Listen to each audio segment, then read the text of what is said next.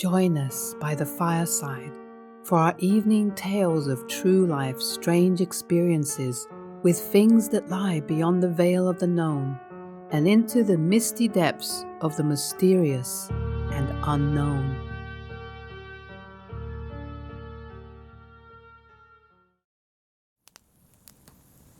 The unforgettable terror.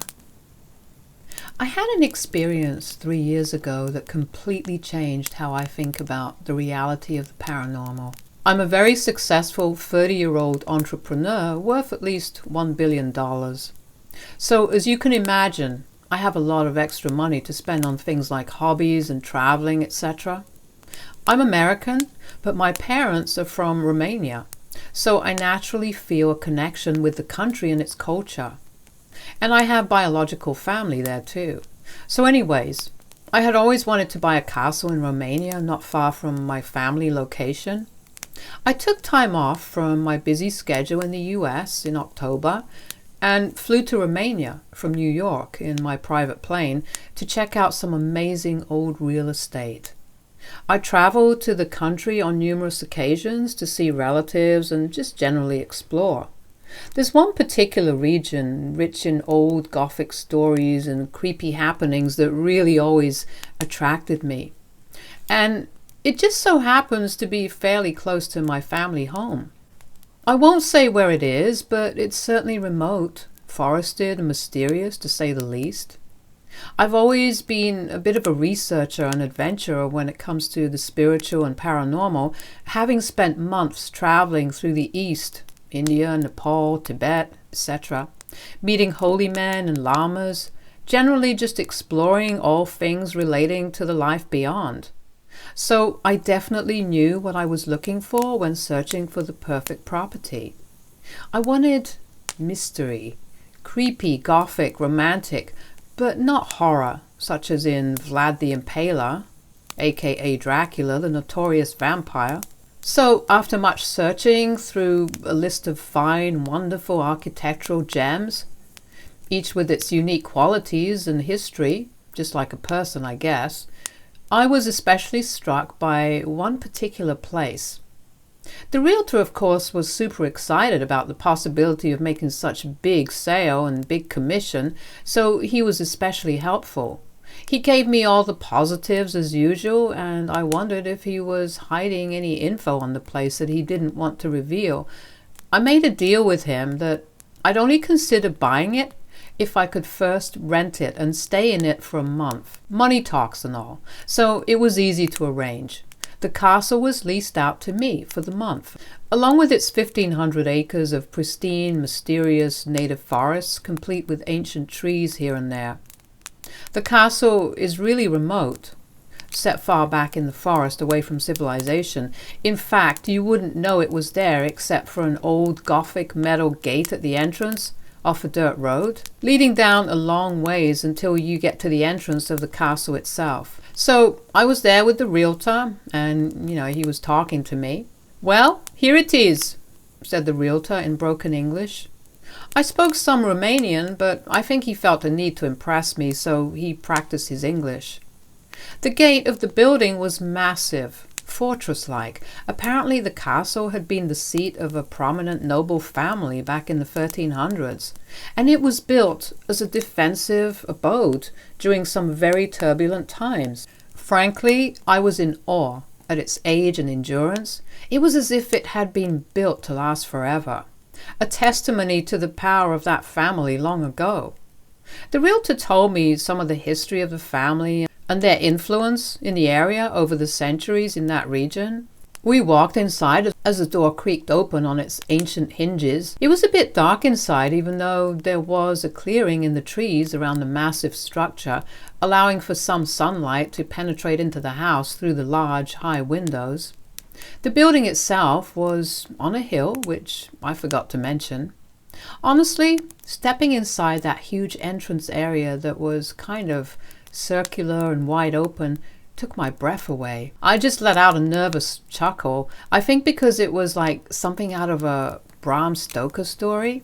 The realtor noticed and looked at me intently. "So, what do you think? First impression?" he asked.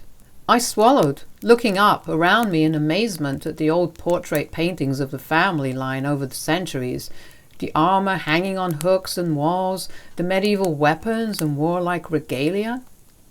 "I'm speechless," I spat out. "It's incredible. A work of art. I feel like I'm in a movie set, except this is the real thing," I said.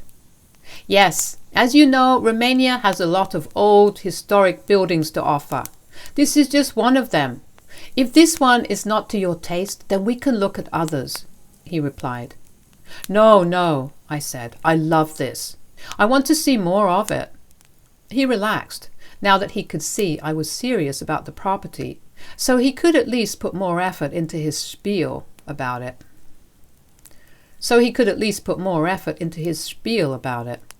As we walked around in the lower level, he opened door after door of various chambers and areas for entertainment of large groups of people. There was even a ballroom. Everything was a magnificent blend of different centuries right up to the late 1800s. And it sort of stopped there. There was nothing modern. In fact, the most modern thing was electricity. But it looked like it hadn't been updated since the end of the 1800s either. I made a mental note that this would be a priority if I decided to buy the castle after my 1-month stay. Also, hot water and heating would definitely need to be installed. I liked my creature comforts, old historic castle or not. I wasn't going to freeze in there and lose my eyesight in the dim lighting. And I needed a huge modern fridge. I wasn't sure what I'd do with some of the more personal family heirlooms laying around, but likely I'd just create a sort of museum area for them and display them all in one place just for entertaining my guests and preserving its history while making it feel like my own home too. While these creative thoughts rolled about in my head, as we walked around the various rooms, I suddenly noticed one painting. The focal point, actually, that stood at the top of the spiral stairs that led to the upper level. It was a portrait of a man in his 30s with long dark hair and flashing black eyes. His skin was pale and his lips were red, his nose was strong and slightly hooked, and his cheekbones were high and prominent. The realtor caught me looking at it and revealed that this was a portrait of the original lord who built the castle back in the 1300s. I won't repeat the name of the said nobleman and his family, but something about the face struck me deeply. It was the hardness and coldness in his eyes, I think. But of course I told myself that people back then were unbelievably brutal and violent, capable of atrocities we can't even imagine today. I asked more about the original owner, and according to the realtor, he was indeed a tyrant back then who'd been responsible for the deaths of many local people, including possibly his own wife and children. That made me uncomfortable. I couldn't help but ask if they were buried locally. The realtor didn't know, but he said that there were no records of them being found in the surrounding property or village. Locals speculated that he had murdered them because they disappeared. The wife and 2 children, and the old stories go that the servants had been dismissed shortly before, except one, who had always been oddly loyal to the Lord. And this character had been apparently a swarthy, ugly-looking man who had been rumored to be a gypsy cast out by his own people for his cruel black heart. So apparently after the wife and children disappeared, the Lord was rarely ever seen in the village, and when he did venture out, it was at dusk only. Any business that had closed by then was forced to reopen just for him, because he was so feared by the locals, who whispered among themselves that he was one of the undead. Nobody had the courage to confront him or visit his castle during the day, however. So it was that the mysterious lord lived in solitude with only his one servant to do his bidding. Rumors spread, but nothing was ever proven. So they were left alone to their dark, secretive life until the locals passed away, and they themselves were eventually not seen again, though neither the lord nor his servant were ever reported to have died and been buried in the area. It was an unsolved mystery, perhaps never to be proven. I listened with fascination. Then the realtor changed the topic and made light of the situation so as not to scare me out of the sale. "So, now that you've seen all the inside, would you like to see the cellars and outside?" he asked. "No, that's okay. I can explore the rest by myself, since I'll have a whole month to do so," I said. "Perfect," he exclaimed enthusiastically. "Then let me show you the room we have prepared for you, the only one you have not seen yet. We will also deliver a refrigerator and fresh local food for you, so you have everything you need for your modern comforts for the 4 weeks.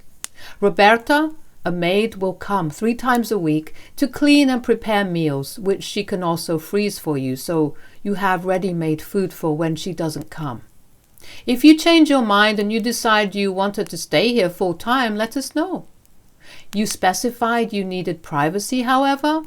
he said. "Yes, 3 days a week is perfect. Before making a purchase like this, I like to feel if I have a connection to the place, so I need my privacy to achieve that," I explained. "I understand," he replied.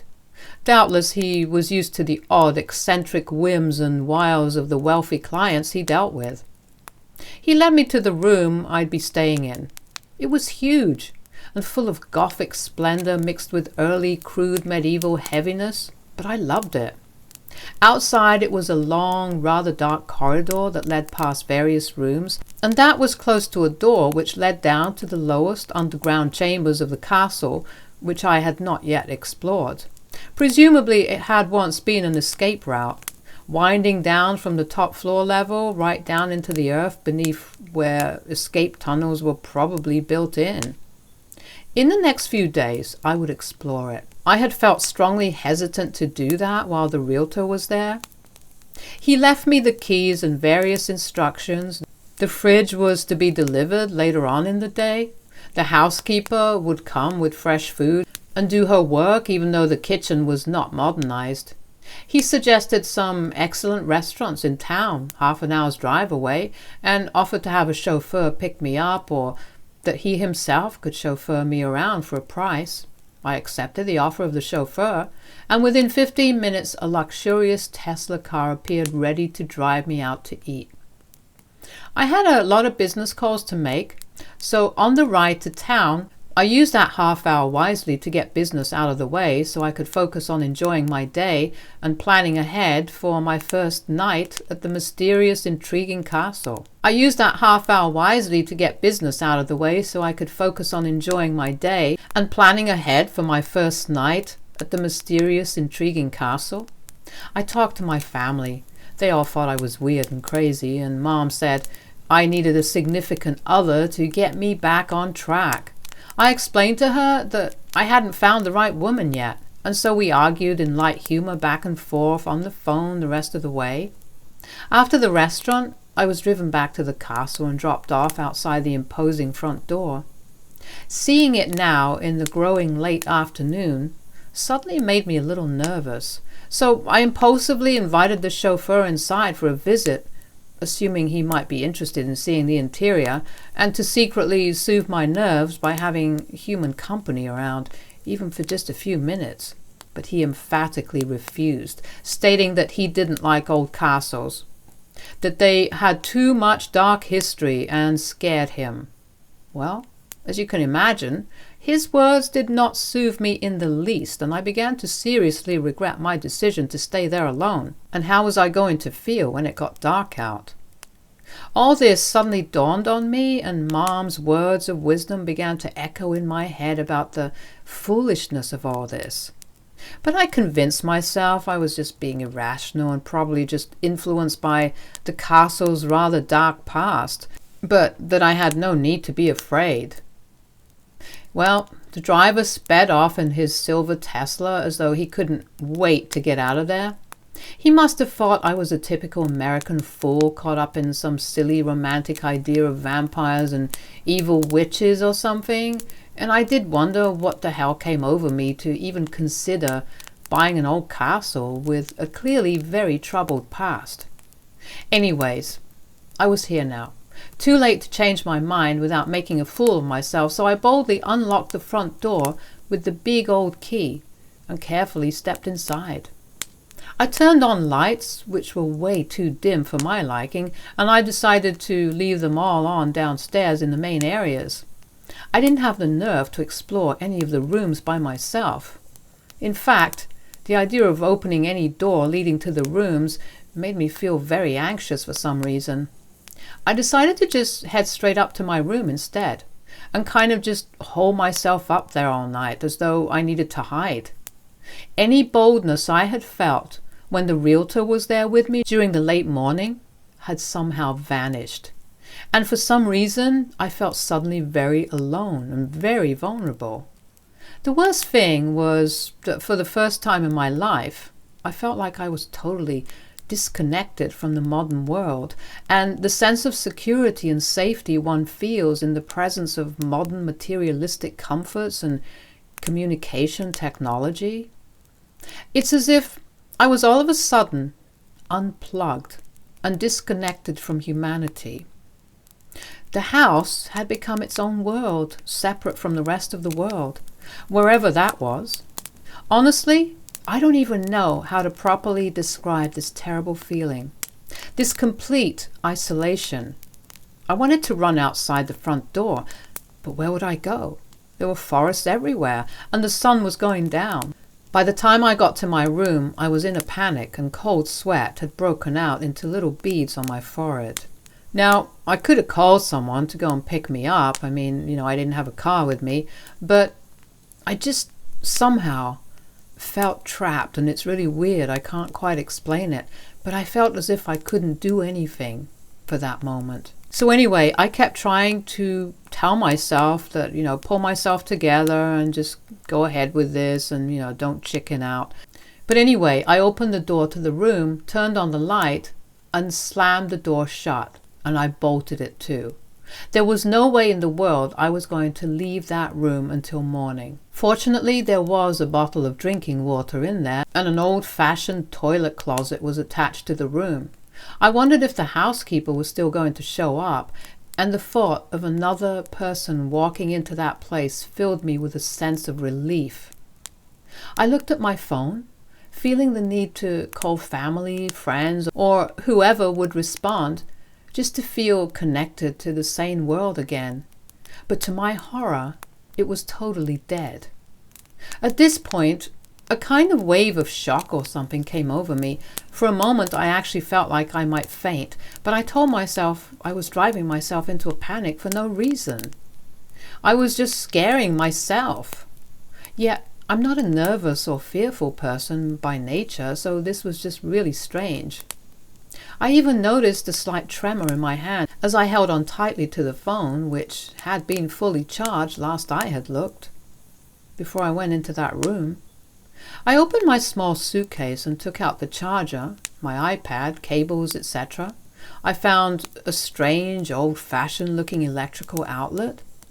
But once I plugged in an adapter, it did work, and the phone seemed to be charging.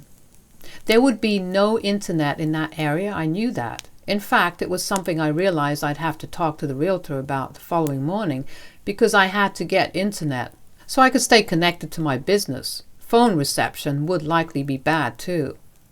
As I pondered these details, suddenly the opening and closing of the front door downstairs startled me into a jolt of excited anticipation. It was a weird fight-or-flight sensation. "The housekeeper," I said out loud, and I ran to the bedroom door, opening it, and I cried out to her, "Hello, I'm up here." She didn't respond. Obviously, she didn't hear me, so I called out again, this time half running along the long corridor to the main stairs from the top where I could see the front door. It was closed. There was no sound except the ticking of an old grandfather clock. I figured she must have gone straight to the kitchen with food supplies. I called out again as I made my way downstairs. "Hello, is anybody there?" I repeated it in Romanian, thinking perhaps this lady didn't speak English. Still no answer. Perhaps she was an older woman with a hearing problem, so I cautiously crept down to the direction of the kitchen, down a few more steps from the main level. By this time, I couldn't stop my heart from pounding in my chest. What if it was an intruder and not the housekeeper? I grabbed an old sword that was on display on a wall. It made a noise as I slid it off its wall mount. It was way too heavy for typical modern strength levels, and I realized how much stronger and hardier those men were back then, because this sword looked really old. I felt somewhat foolish as I proceeded to the kitchen, clasping it in my hand, my knuckles white as I held it tightly, uncomfortably. If I did need to defend myself, I'd have to use both hands to swing it. I figured I'd just scare someone with it, never intending to actually seriously hurt anyone with it.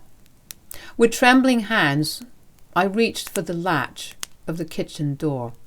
It made a noise that seemed deafening in the silent house, announcing my presence to anyone who might be lurking there. I called out again as I slowly pushed the door open, terrified by now, sword in hand. "Hello, I'm here!" The door swung open to reveal the very large stone kitchen. But there wasn't a soul in sight, and I stared around wide-eyed, and then walked carefully around the whole expanse. And I forgot to mention that the light was on too, and I didn't remember turning it on myself. So this confirmed somebody was in there. "Where are you?" I called out in a demanding voice, anger and nervousness in my tone. Nothing. I stood there now, wondering if I'd imagined hearing the front door open and close, and perhaps the realtor had left the light on in the kitchen. I called on my rational senses and convinced myself to just relax and stop imagining things. I relaxed my shoulders, looked down at the sword, and chuckled to myself for behaving like an idiot. And what the heck did I even think I could do with that heavy great sword anyway? Still, shaking my head and chuckling to myself, I instinctively looked towards the open kitchen door, thinking I'd just head back up to my room, when all of a sudden a large, dark silhouette emerged in the doorway, startling me so much that I literally felt my heart skip a beat, and the sword fell from my hand, crashing loudly on the stone floor. At the same time, I involuntarily screamed out a kind of weird cry of fear and alarm that I'd never heard myself do in my whole life. But then, I had never experienced such intense fear either. I couldn't make out any distinct features on whatever or whoever stood in the doorway at first, but then it slowly emerged into the dim light of the kitchen, shuffling along audibly. It was male, huge-shouldered, practically no neck, maybe hunched, I'm not sure. Then its face became visible. I screamed again, with sheer terror this time, as it, or he, started moving towards me, glaring at me with deep, scowling, reddish eyes that half glowed in the weak light. I was in fight or flight mode now, and I don't even remember much about what happened next, except that I knew, without a doubt, that I was in grave danger from some unknown supernatural force. Somehow, I leapt over a chair and ran at top speed past this thing and out the kitchen door. I was like a wild animal, completely driven by sheer terror. I'm ashamed to say it now, but I actually peed myself when I first set eyes on that thing. I blindly ran along a corridor, not even knowing where it led to, and I came to a large door, pushed it open, and found myself facing some more stone steps leading down to a massive ancient cellar, or crypt of sorts. There was some light illuminating it from the doorway, and I hit the light switch in the cellar. It was absolutely even more massive than I thought, and there was an area filled with stacked wine bottles covered in cobwebs, and an underground arched tunnel leading off under other parts of the building, its subterranean counterpart. I had paused, sweat dripping down my face, wondering what the hell I would do now. This was like something out of a horror movie, except it was real, and I was the victim living this frickin' nightmare. I heard a noise upstairs, coming closer, and I was shaken back to my survival instincts. I ran down the corridor, the light growing dimmer for some reason. As I approached an area that was alarmingly, most definitely a very old family crypt, I could see the well-preserved caskets, stacked in one side, and then some more grand, older, ornate tombs, or whatever they're called. I distinctly heard a sound coming from somewhere in there. a kind of scratching, which I sincerely hoped was just a rat or something moving about. But it seemed to be growing louder, more fervent, like it was trapped and trying to get out. I was in no heroic mood at that stage and had no intention of trying to find out what it was, because I could distinctly hear the now distant basement door open with a loud clank and creak, and then slam loudly shut, and I thought I could hear that familiar shuffling sound moving slowly along, as if it had all the time in the world. I stared around feverishly, looking for a doorway or some way out of that dismal place. I then noticed a narrow stone stairway leading upward in a spiraling way, and not wasting any more time, I took a chance and I ran up the steps, breathing heavily from the exertion, my unfit heart pounding in my chest. Eventually, it led up to a narrow old wooden door. I tried the latch, but it wouldn't open. The latch moved up and down, but the door wouldn't budge. Behind me, I could hear the scratching getting insanely louder now, and to my utter horror, it started to dawn on me that it might be coming from the caskets with the dead bodies in. I still told myself it might be rats, but I knew deep down that no rat could make that much noise, and it just felt unnatural, like the whole atmosphere down there was static and oppressive.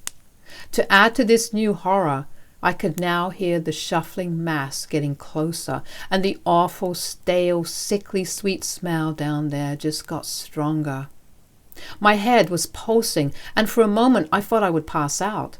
But suddenly, as I kept pushing and lunging against the door, frantically trying to open it, it started to budge, to gratingly push open against gravel or sand or whatever was blocking it. I cried out now, with hope, relief, but terror too.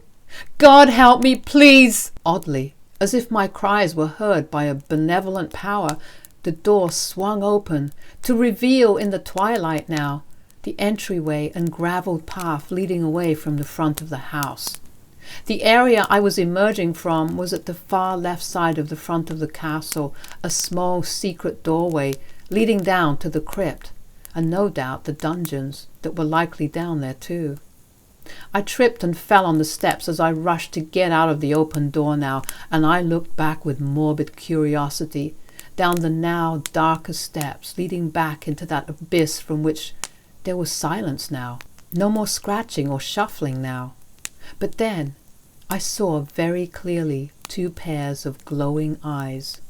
One seemed to be a horrible yellowish white, the other pair of eyes a blood red, vivid color that penetrated into the center of my being like scorching fire. So evil was its intensity. Letting out a loud scream, I threw myself out of the door and crashed onto the gravel outside. I got up, oblivious to any pain, and I ran as fast as my shaking legs could carry me, along the driveway, away from the terrible castle from hell. I kept running, barely able to see the wide path ahead in the descending darkness. At one point, my breathing was so intense I thought I'd have a heart attack, but somehow it eventually stabilized and I just kept running, faster towards the road. As I reached a point where I could eventually just make out the paved road ahead, winding its way past, something huge flew at me from behind, its wings flapping suddenly, deafeningly in my ears. It came so fast that I hardly had time to react, but I fell hard, grazing my knees and the palms of my hands. And there was a searing pain, like a burning sensation on my shoulders. But I forced myself to get up and run, not looking at what that thing that attacked me was. As soon as I reached that road, I felt the air shift, as if I had stepped out of a time tunnel and back into the world, despite the brooding forest lining the road on both sides. In that very moment, I knew without a doubt that I was safe from whatever horrors were after me, doubtlessly trying to kill me or drive me insane for their amusement. I kept walking along the road now. I stopped running. I half staggered in the direction of the town we had gone to earlier on for food. I walked like that, my legs hurting me, and that terrible burning pain on both my shoulders, for at least 3 hours before I saw car headlights coming up behind me. I waved my arms for them to stop, but people in those parts believed in vampires and ghouls. And the sight of me in the dark now must have scared them, because they swerved around me and kept going. It was another 2 agonizing hours before I finally reached the town. I had no money, no ID, no phone. I reached a more private, hidden neighborhood, and I found some bushes where I could crash without being seen, because I was absolutely exhausted. It was there I just passed out into deep sleep. They found me next morning, someone walking early in the morning. Turns out I was in a village, not town. I was taken to hospital, questioned, etc. But I was dehydrated and suffering from some kind of PTSD or something. I fall asleep, wake up screaming, etc. Eventually my family were found, and Dad arranged for me to be put in a penthouse suite with personal medical supervision and nursing. The doctors were puzzled by the deep scratches seared into my flesh on both shoulders. They asked me questions, but I didn't tell them the truth. I just said I didn't remember anything. They actually looked scared when they examined the marks, so I did wonder whether this was an all too familiar sight to them. Anyways, suffice it to say, I called the realtor and cancelled everything and anything to do with that castle. But instead, I told him I wanted to buy land and build a new mansion.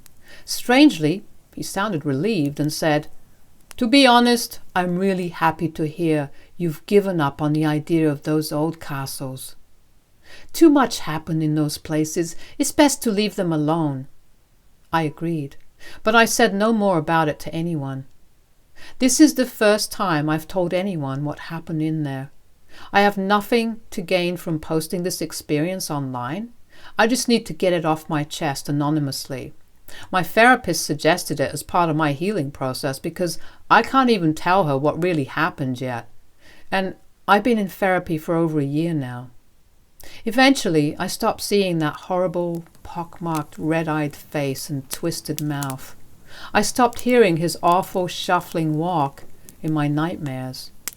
I believe he was the old gypsy servant, and the master was in the crypt, the red-eyed, scratching thing. But I try not to dwell on it anymore. I did suggest to the realtor that the castle was not fit to be inhabited and that it should be taken off the market. I even thought about buying it and having it burnt to the ground, but I don't think I can do that with historic buildings.